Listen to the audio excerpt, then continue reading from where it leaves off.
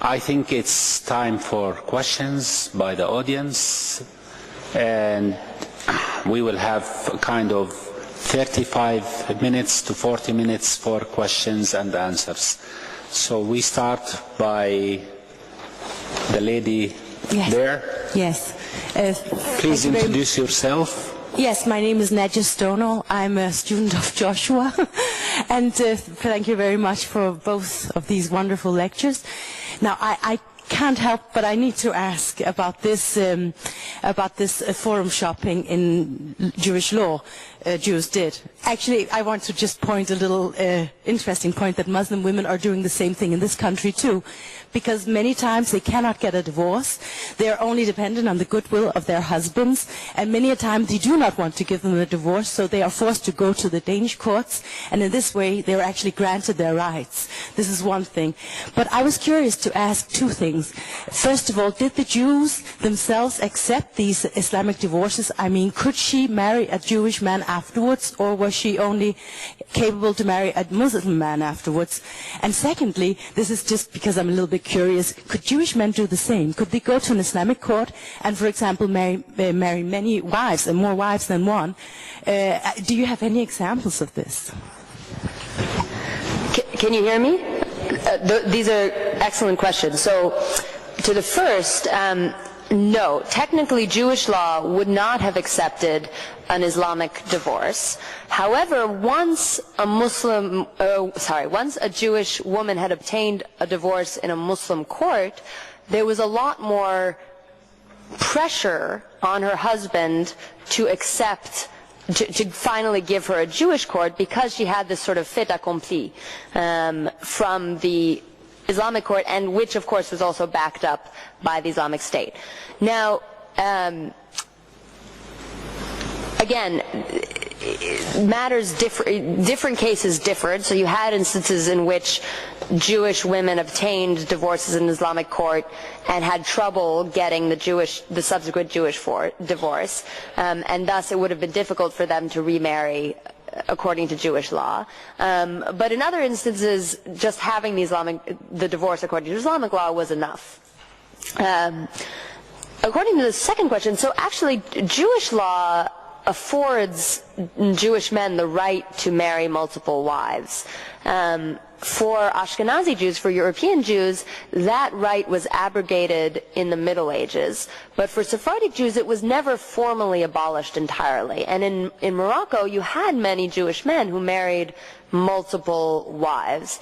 But there was an interesting controversy, because there was a kind of dispute within the Jewish community about exactly what kinds of restrictions should be placed on Jewish men regarding their ability to marry multiple wives. And this actually, again, dates back to the 17th century, to not long after the arrival of the Jews from Spain. Basically, the Jews from Spain placed many more restrictions on polygamy, whereas autochthonous Jews indigenous to Morocco, were more open to the idea of marrying multiple wives.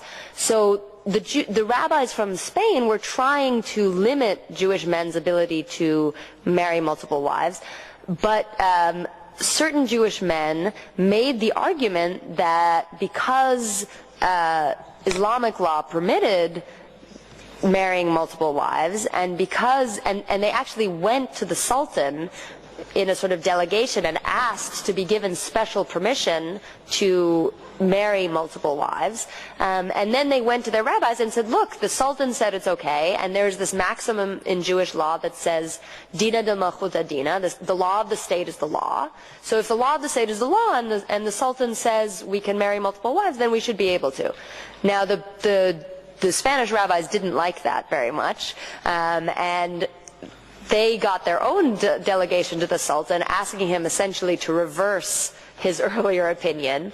And ultimately there was a kind of compromise whereby the Jews from Spain, the rabbis from Spain, agreed to allow Moroccan Jewish men to marry multiple wives in certain contexts, not for any reason, but under certain circumstances. So the answer to your second question is sort of yes and no. That it wasn't quite so simple as just going to a court, but that's also because Jewish law did allow a certain degree of polygamy in Morocco. Just to add just in relation to your last question about polygamy, I mentioned earlier within the colonial context how France, for instance, in France's mission in Algeria was quite different in Morocco. For instance, in Algeria, France made it a requirement for Jews in order to get French citizenship, which is what we call the degree of Crémieux in 1870, which is, most of Algerian Jews got collectively the French citizenship. Now, one of the conditions is actually the abolition of polygamy.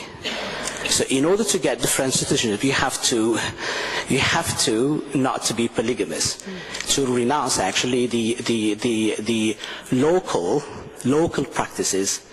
And here we have actually the Algerian Jewish authorities were more or less enacted the authority of the French Jewish authorities. And in this context, polygamy was abolished.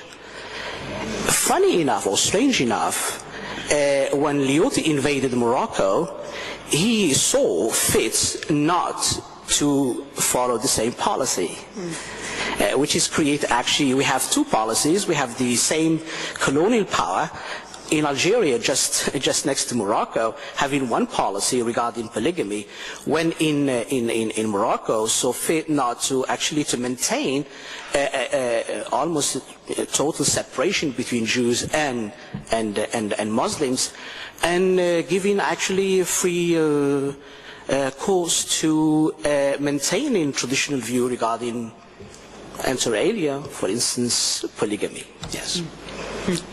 Thank you. Thank you to both Jessica and Joshua. And the next question, we go right and left. And now it's Maha. Good morning. My name is Maha Aoun. I'm an independent consultant on human rights and gender in the region. Thank you both for very interesting talks. My questions are to Dr. Marglin. Two questions. The first one is, if you could, as you mentioned, give us an example of where Muslims did resort to Jewish courts, maybe just briefly. But the second one is about the case of Shalom al-Sarraf and his sons drawing up the inheritance document. I'm really curious about the Muslim notaries legalizing such a document that went against Muslim inheritance law. And was this common that the Muslim notaries would actually approve something that goes against Muslim laws? And what are the consequences of that? So to the first question, so interestingly, the whole idea of Muslims using Jewish courts is also fundamentally against Islamic law, because technically Muslims shouldn't subject themselves voluntarily to a law other than that of Islam, certainly if they have the option of going to a Sharia court. Mainly what I saw in the Moroccan archives was that Muslims would go to Jewish courts to obtain certain advantages that existed only in Jewish law and not in Muslim law. So an example is there's this particular kind of lease agreement called a chazakah in Hebrew, which is a lot like the Muslim equivalent is essentially a jalsa, if you know that term, which gives somebody the right to lease a property, the right to inhabit a property, which is separate from the ownership of the property. In other words, I can own an apartment, but Joshua here may own the chazakah on that apartment, which means that if we rent our apartment, if I rent the apartment out, the tenant will have to pay me rent and pay Joshua rent, since he's the one who owns the chazakah, the right of inhabitation. Now, even though Islamic law has an equivalent, the equivalent was not exactly parallel, so a particular property might have both a chazakah and a jalsa existing on it. And in fact, you could own both separately. So if a Muslim wanted to benefit from the ownership of a chazakah, he had to do so in a Jewish court, because there was just no such thing as a chazakah in Islamic law. If he wanted to buy the chazakah, he could only do it in a Jewish court. And indeed, I found some correspondence from Muslims in Arabic discussing how they wanted to buy the chazakah and instructing people to go do it in the Jewish court, because otherwise it wasn't going to be recognized. So that's one example of why Muslims would sometimes go to Jewish courts. Now the question of what the broader implications are of Muslim notaries drawing up the kind of legal document that they did for Shalom Asraf's sons is really fascinating. Now, on the one hand, there's a way in which that sort of legal document doesn't go against Islamic law, because it doesn't say anything about dividing up at the inheritance according to Islamic law. It says precisely that these Jews divided up the inheritance according to Jewish law. And in this sense, what the document really is, sort of jurisprudentially speaking, is a recognition of urf, a recognition of a particular customary law that is specific to a single community. Now, there are many customary laws which exist in Morocco, across the Islamic world. There are the customary laws of merchants, of particular tradesmen, and of, it seems, different religious groups. In other words, what this document indicates is that to a certain degree, from the vantage point of Muslim jurists, Jews had a type of customary law which really wasn't a threat to Islamic law as long as it was seen as sort of existing in this separate Jewish realm. And that's why it made sense for these notaries to bring in a rabbi to attest the validity of this division, again, according to Jewish law.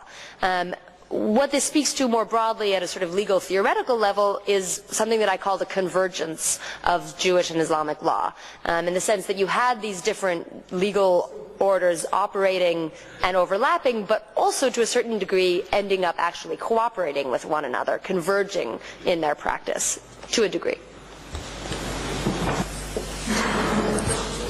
Just one point, just to clarify one point with regard to Jews using the Muslim court or the Islamic court. I think there is in tradition there is a precedent for that.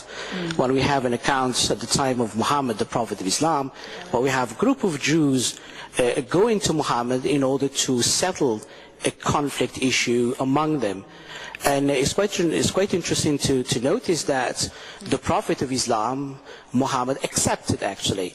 In Islamic tradition, especially in inter-Jewish Islamic relations, have constituted a quite precedent that can be used. Thank you. So Yes. It's on? Yeah. My name is Signe Arnford and I'm teaching in Roskilde University, Gender Studies. Thank you very much for very inspiring presentations. And Jessica just mentioned what I wanted to ask more about the customary law. You've been talking about diverse religious laws, but there must be more other types of law system, customary law, traditional law. And this leads me to another question that I also wanted to pose about the class differences of the possibilities of using the legal diversity. You have talked about merchants and people with large property. What about the countryside? What about peasants, rural population, men, women there? How could they use the legal diversity? So there were many different kinds of customary laws active in Morocco. The one that has received the most scholarly attention is Berber customary law, and that again is largely sort of part of the colonial legacy, because the French considered Berber customary law to be in a different category from Islamic law or Jewish law. It was sort of a third type of law. The truth is I'm really not an expert in other types of customary law. I don't know if maybe Joshua can take up that point better than I can, but I'll certainly speak to the second to the second question, which has to do with. You should say again. Sorry, remind me exactly what the second question was. Class, yes, right, class, thank you. You're right that there were important class differences in the sense that the Jews who would have had the most occasion to frequent Islamic courts were the ones who were doing the most business with Muslims. And if they were doing a lot of business with Muslims, then it meant perforce that they were at least middle class or upper middle class. The very large percentage of Jews who were indigent or who were scraping by or who were artisans and making a very meager living probably would have had many fewer opportunities to fewer needs to use the Islamic courts. However, when it comes to family law, I think there's a certain degree to which those kinds of class differences actually disappeared, and in some ways it may have been. Now, this is a bit of an educated guess, a hypothesis, because the truth is we know very little about the individual identities of the Jewish women who went to Islamic courts. But I would imagine that that it was actually in some ways easier for lower class Jewish women to transgress those sorts of jurisdictional boundaries because they were not quite as sort of bound up in the community norms of the Jewish legal realm, in the sense that for an upper class Jewish woman to go to an Islamic court would have been a real scandal, a real scandal. But for a lower class Jewish woman to do that might have sort of gone a little bit more under the radar. Again, we know much more about the sort of commercial cases than we do about the backgrounds of the individuals pursuing commercial cases than we do about these family law cases. So it's actually an open question and a good one. I'm going to just point about customary law. Jessica mentioned the Berber customary law and the interest of French colonial powers in the Berber customary law. Actually, in 1930, what we called Dahir al-Barbari, as the Berber Dahir decree, which the French tried to separate between Muslims, Arabs, and Berbers. But why, actually? One of the colonial ideology in validating or giving a kind of legitimacy to the invasion and colonization of North Africa is what we call the race theory. Here, France believed that the Berbers were Indo-Europeans. They were not Semites. Hence, they should, in this context, it is the incumbent upon the France to save actually the Berbers and restore the Indo-European values for these communities, which at the time they constituted the majority of North African countries, especially Morocco, for instance. So this is why one of the interests of France in Berber customary law. This is actually one of the leitmotifs for how Moroccans, in protesting against, in 1930, against the Berber Dahir, envisioned actually what we called a family law. Family law, it was presented as national law, transcending the ethnic boundaries, and what we called as a representative of a national identity. The second thing which is quite important in relation to customary law and Islamic law. We know, for example, according to the Maliki school, one of the sources of law is the customary law. Anthropologically speaking, we have to differentiate between the normative Islam, which is basically ideologically defined as the formative, defined already through the first 3 generations of Islam, which have the authority of legislation, etc., etc., etc., setting the norm of Islam is or should be. But the actual history, how Islam permeated various countries, for example, in North Africa, in Morocco, We know, for instance, that in North Africa, Islam did not actually acquire the power that it has today until the 12th century. We have actually texts telling about conversions of Moroccans to Judaism. The 12th century we have that. Besides, we have Jews, for example, in the south of Morocco, which is accustomed to the same applies to Berber Muslims. They follow a common customary law.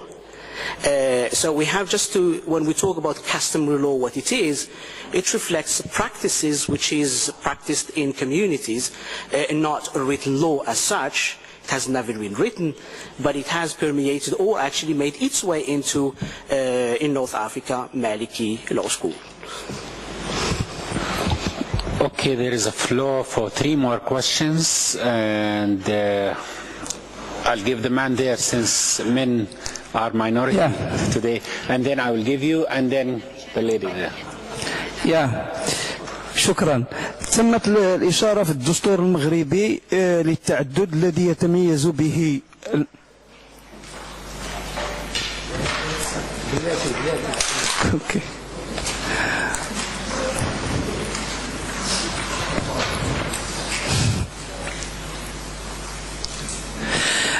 تمت الإشارة في الدستور المغربي للتعدد الذي يتميز به المجتمع المغربي، وأعطى الملك تعليماته لكي يحظى المغاربة اليهود بعناية فيما يخص إقامة محاكم وقوانين خاصة بهم.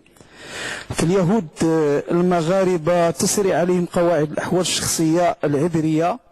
هذه القاعدة التي تتضمنها المادة الثانية المقتضبة.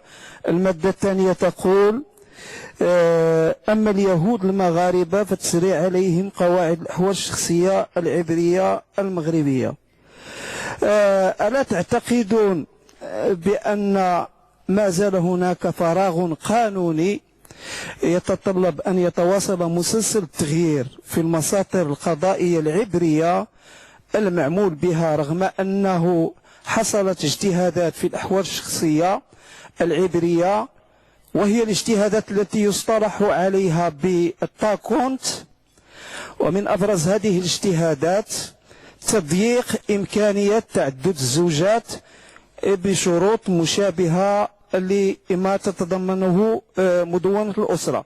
فيما يخص، صحيح أن العديد من المغاربة يجهلون بأن هناك محكمة يهودية عبرية في الدار البيضاء يسيرها 5 حاخامات، وأن هذه المحكمة بطبيعة الحال هذا السير نتاع الحاخامات اليهود يتطلب مراجعة، لأنه بحكم الوضع القانوني في المغرب أنهم ضروري أن يكون لهم إلمام كذلك بالقانون المغربي، وضروري أن يتفهموا الأوضاع ويتحملون جزء من المسؤولية إذا حصل تقصير في لدى الرأي العام المغربي بعدم معرفة هذه المحكمة وقانون الأسرة ومدونة الأسرة اليهودي. شكرا. شكرا.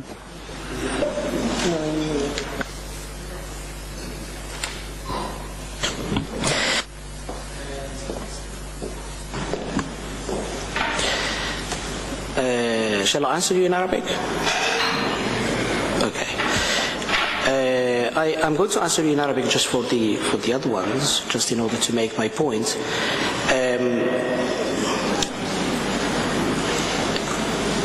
هناك محكمتان حاليا لا زال يمارس فيهما ما يسمى بالقانون العبري، ومحكمة الدار البيضاء ومحكمة طنجة على ما أعتقد. فعلا الدستور المغربي الحالي حدد الهوية المغربية في تجلياتها المختلفة، وأؤكد الهوية المغربية في تجلياتها المغربية من خلال تحديد الثقافة المغربية ما هي، حتى في الحقل الديني، بما في ذلك ما يطلق عليه بالرافد العبري. لاحظ التغيير، ليس هناك رافد يهودي ولكن رافد عبري. هناك تغيير كلمة يهود وتعويضها بكلمة عبري، ويطلق عليها بالرافد ولكن ليس كما هو الرافد الأبازيغي إلى آخره. وهذا في نظري حيث كبير جدا، يجب إصلاح هذا الشيء، إصلاح المصطلح العبري وتعويضه بكلمة يهودي، وإصلاح كلمة رافد إلى ليس رافد ولكن يعني شيء أساسي، لأن الهوية المغربية هي هوية متعددة تطبعها الهجانة بمفهومها الإيجابي، أي ما بعد الكولونيالية هذه الهوية هي هوية متعددة. الشيء الثاني والأهم، وبالنسبة لكل المغاربة بما فيهم أنا كمغربي، وهو أن عندما نتحدث عن ما هو يهودي وما هو إسلامي أو مسلم، فإننا نلاحظ إلغاء ما هو يهودي من الحوار الوطني. إن اليهود هم أناس أو موضوع نتحدث عنهم ولا نتحدث معهم، بمعنى هناك مفهوم الشراكة غير موجود أصلا.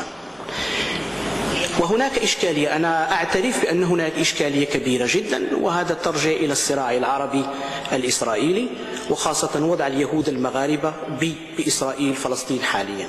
ما هي وضعيتهم؟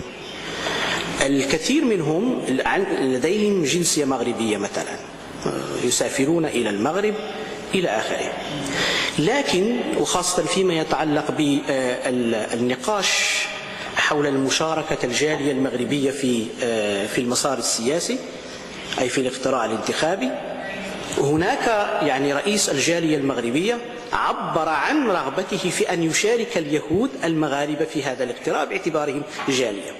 هناك وعد بأن يتم، لكن هناك مشكل كبير جدا حاليا، وهو الصراع العربي الإسرائيلي، يجب أن يحل بشكل عام إلى آخره. ولهذا يجب أن نعترف كذلك بمسؤولية الجالية المغربية فيما يتعلق بالقضية الوطنية. فيجب عليهم، هم لا ينتظرون أن نستدعيهم للمشاركة، ولكن من حقهم الوطني والدستوري أن يشاركوا. فهناك طابع أن الملف اليهودي مقتصر على، أو يمكن أن نحدده من موقع سلطتين. تاريخيا أن السلطان أو الملك هو المسؤول عن الملف اليهودي باعتبار أنهم رعايا السلطان، وهذا نلاحظه فيما يتعلق بمرحلة حكومة فيشي اللي كانت متحالفة مع النازية فيما يتعلق بوضع اليهود المغاربة. وهناك ملف جريء جدا كتب في مجلة زمان العدد الأخير حول محاربة أو إعادة الاعتبار أو مناقشة أو انتقاد الأسطورة التي يتداول المغاربة على أن محمد الخامس رحمه الله فعلا ساعد اليهود فيما يتعلق بترحيلهم إلى معسكرات النازية في أوروبا. ولكن وفق القانون أو الوثائق التي حصلنا عليها حاليا، وهذا رأي ميشيل أبيتبول كذلك فيما يتعلق بالوثائق الموجودة، هو أن محمد الخامس ساهم في تخفيف معاناة اليهود، ساهم في تخفيف معاناة اليهود، لكنه كان مقيد، وكانت هناك جلسات سرية بين ما يسمى بالطوائف الأربعة اليهودية وما بين السلطان محمد الخامس فيما يتعلق بهذا الموضوع. ومحمد الخامس حاول امتنع عن التوقيع، وهذا شيء وقع فقط عندما حصل على شروط معينة من المقيم العام الفرنسي وقتها. فهذا الملف هو دائما ملف من اختصاص الملك، وأن ديمقراطيا بالمفهوم بالسياق المغربي يجب نفهمه هو أن يجب على الطائفة اليهودية هي التي أن تأخذ المبادرة فيما يتعلق بقضايا الإصلاح إلى آخره. لكن هذا كما قالت جيسيكا سابقا وأن وضعية المرأة مثلا عندما نتحدث عن المرأة المغربية فإننا لا نتحدث عن مرأة مسلمة أو مرأة يهودية وإنما مرأة يهودية، وهذا الإصلاح يهم كل المغاربة. يجب أن لا ننتظر أن المقيمين على الطائفة اليهودية هم يريدون الاحتفاظ بسلطتهم ولا يريدون فعلا فتح هذا الملف، ملف الإصلاح اللي هو مهم جدا فيما يتعلق بقانون الأسرة. Thank you. Here, could you please give...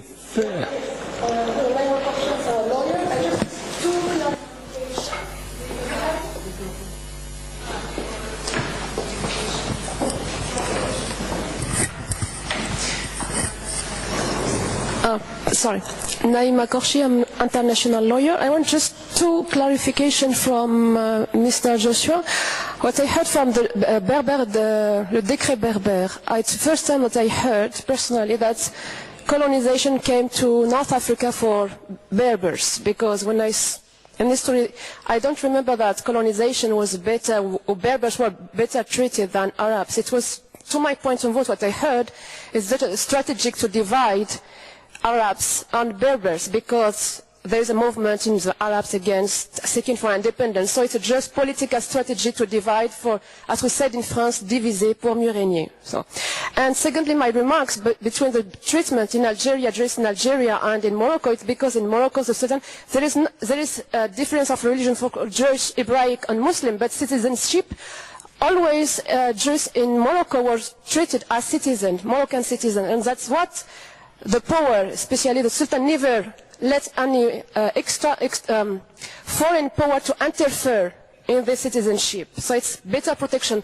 Algeria, as you know, is said in France, it's creation of French power. So that's why there's the big differences. And it's sometimes good to remind the history to understand the present. Now my question to Mrs. Jessica, I had learned a lot today thanks to you, because there's use of Islamic to protect Jewish women, especially in today's actuality. We sometimes as well, it's nice to remember that not so far away Muslims will protect the Jews, especially women.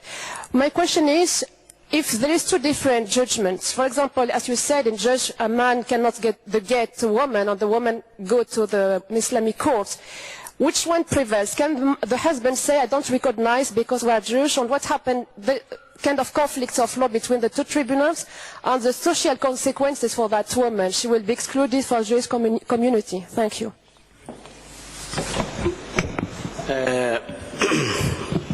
I'm just going to respond to your two remarks, and I hope you just pay attention to what I'm going to say. Right. First, lessons of history. The first one, if you look at the colonial historiography about North Africa, most sources, and these sources are reiterated by Moroccan scholars, among those Abdel al-Arwi in his big volume, 3 volumes, about the history of the Maghreb, Tarikh al-Maghrib. The race issue, it was actually à l'ordre du jour, as I say. The race issue was in the 19th century, and the beginning of the 20th century was as one of the leading research centers about research in the United States and Nazi Germany later on, etc., etc. The issue of the origin of the Berbers was quite actually important, and was defined by the early historians up to 1930, by the colonial historians defining the origins of the Berbers as Indo-Europeans, then validating actually it seems like the Berbers are, implicitly are asking the French to interfere on their behalf to protect them for these nasty Arabs. In 1930, the Dahir al-Barbari, the Berber decree, and the huge protest of Moroccans, and what we call the demonstrations starting from the mosques al-Latif. The colonial powers realized the failure of that ideology. Then, both in Algeria and Tunisia and Morocco, the tone of the French colonial powers and their historians changed. Now we're talking about not failed civilizing mission. One general was asked, oh, you have failed in Algeria, for instance. He said, no, pas du tout. Not at all. Because Algerians, Moroccans and Tunisians, not because they were not civilized, but they were badly civilized. You see, it means that beyond repair they could not civilize them in the way, for instance, France wanted to do that. Hence what we call the question of Berber. Of course, divide to rule does not exclude what I've just said. You can use it in order to divide. And divide what? Divide the national movement. The Moroccan national movement, as well as the national movement in Algeria and the national movement in Tunisia, by focusing, as is today in Iraq and everywhere, the same thing. In order to break the national movement as a national movement having the same aspirations to national autonomy and independence, then you have to break, atomize that into, sectarian issues, ethnic issues. You see, the second point with regard to Algeria,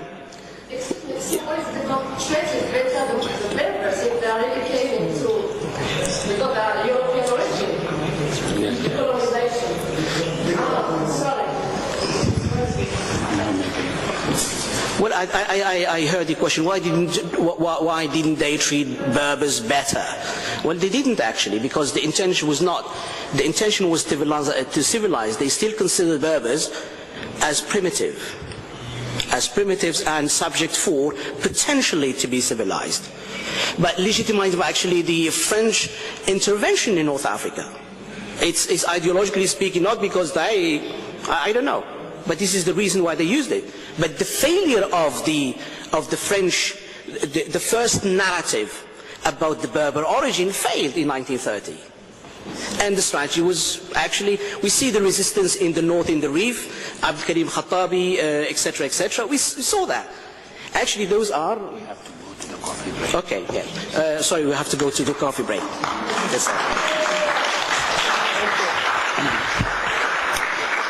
thank you. I will give just half a minute to Jessica to respond to the question, and then we go to the coffee break. And I apologize to you for not... If we would instead like to take one more question, and then I can respond privately, perhaps is better. It's up to you. One second.